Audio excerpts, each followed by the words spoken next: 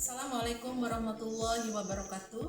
Yang terhormat Ibu Dosen Dr. Nora Surmilasari, Magister Pendidikan, pengampu mata kuliah pengembangan kurikulum pendidikan dasar. Perkenalkan, nama saya Eni Zuraida dengan NIM 202560140003. Mahasiswa Program Studi Pedagogi Konsentrasi Pendidikan Guru Sekolah Dasar Universitas PGRI Palembang. Pada kesempatan ini, saya akan mempresentasikan perbedaan kurikulum 1984, KBK, KTSP, kurikulum 2013, dan kurikulum Merdeka. Perkembangan kurikulum di Indonesia menunjukkan adanya perubahan paradigma pendidikan yang terus menyesuaikan dengan kebutuhan zaman. Perkembangan ilmu pengetahuan dan teknologi serta tuntutan kompetensi peserta didik. Perbedaan utama dari setiap kurikulum dapat dilihat dari fokus pembelajaran, peran guru, dan peserta didik, pendekatan pembelajaran, serta sistem penilaian yang digunakan. Kurikulum 1984 merupakan kurikulum yang memperkenalkan konsep cara belajar siswa aktif atau CBSA. Kurikulum ini lahir sebagai respon terhadap pembelajaran yang sebelumnya terlalu berpusat pada guru.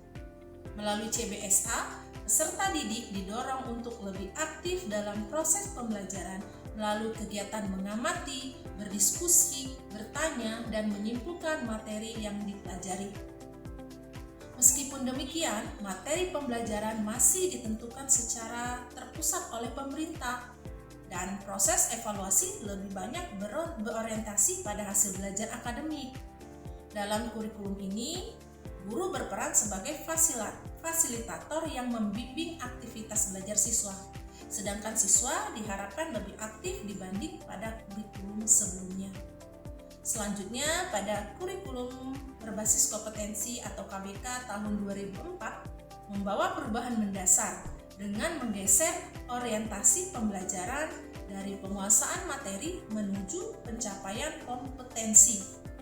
Keberhasilan peserta didik tidak lagi diukur hanya dari banyaknya materi yang dikuasai, tetapi dari kemampuan mereka dalam menunjukkan kompetensi tertentu yang mencakup aspek pengetahuan, keterampilan, dan sikap. Oleh karena itu, pembelajaran dirancang agar peserta didik dapat menerapkan pengetahuan yang diperoleh dalam berbagai situasi nyata. Guru tidak lagi sebagai sumber utama informasi, melainkan berperan sebagai fasilitator yang membantu peserta didik mencapai kompetensi yang telah ditetapkan.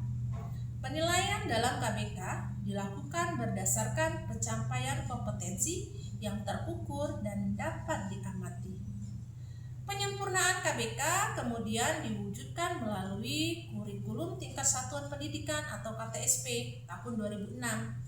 Perbedaan paling menonjol antara KTSP dan kurikulum sebelumnya terletak pada pemberian otonomi yang lebih besar kepada sekolah. Jika pada KBK sebagian besar komponen kurikulum masih ditentukan secara terpusat, maka dalam KTSP sekolah diberikan kewenangan untuk mengembangkan kurikulum sesuai dengan karakteristik peserta didik, potensi daerah, serta kondisi lingkungan sekolah. Guru memiliki keleluasaan dalam menyusun silabus, menentukan strategi pembelajaran, dan mengembangkan bahan ajar yang relevan dengan kebutuhan peserta didik. Dengan demikian, pembelajaran menjadi lebih kontekstual dan mampu mengakomodasi keberagaman kondisi di Indonesia di berbagai wilayah. Sistem penilaian tetap berorientasi pada kompetensi, namun dilakukan secara berkelanjutan untuk memantau perkembangan peserta didik. Perubahan berikutnya terjadi pada kurikulum 2013 atau kita kenal dengan K13 yang dirancang untuk membentuk peserta didik yang tidak hanya cerdas secara akademik tetapi juga memiliki karakter yang kuat. Kurikulum ini menekankan keseimbangan antara kompetensi sikap, pengetahuan, dan keterampilan. Salah satu ciri K13 adalah penggunaan pendekatan saintifik yang melibatkan 5 langkah utama, yaitu mengamati, menanya, mencoba, menalar, dan mengomunikasikan. Melalui pendekatan ini, peserta didik didorong untuk berpikir kritis, kreatif, dan mampu memecahkan masalah. Selain itu, pendidikan karakter menjadi bagian penting dalam setiap mata pelajaran. Sistem penilaian yang digunakan bersifat autentik, yaitu menilai proses dan hasil belajar peserta didik secara menyeluruh pada aspek kognitif, afektif, dan psikomotor. Guru berperan sebagai fasilitator sekaligus pembimbing yang membantu peserta didik mengembangkan seluruh potensinya.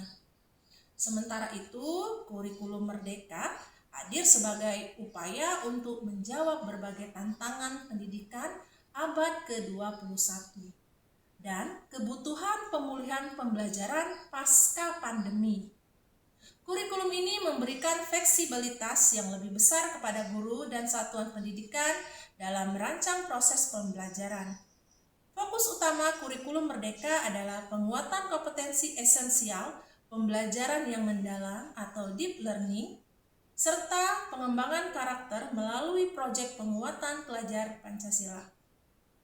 Berbeda dengan K13 yang memiliki cakupan materi relatif padat, kurikulum merdeka menyederhanakan materi agar peserta didik memiliki kesempatan untuk memahami konsep secara lebih mendalam.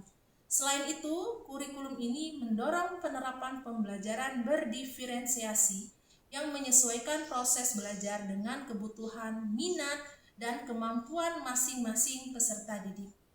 Sistem asesmen tidak hanya berfungsi untuk mengukur hasil belajar, tetapi juga digunakan sebagai alat untuk mendukung proses pembelajaran melalui asesmen diagnostik, formatif, dan sumatif. Secara keseluruhan, perubahan kurikulum di Indonesia menunjukkan pergeseran dari pembelajaran yang berfokus pada penyampaian materi menuju pembelajaran yang berpusat pada peserta didik.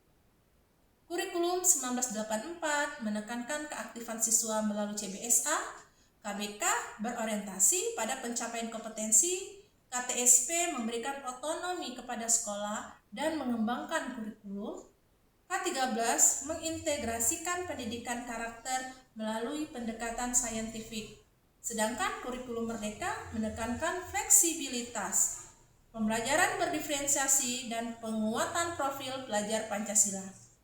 Perubahan tersebut mencerminkan upaya berkelanjutan pemerintah dalam meningkatkan kualitas pendidikan agar sesuai dengan kebutuhan peserta didik dan tuntutan perkembangan zaman.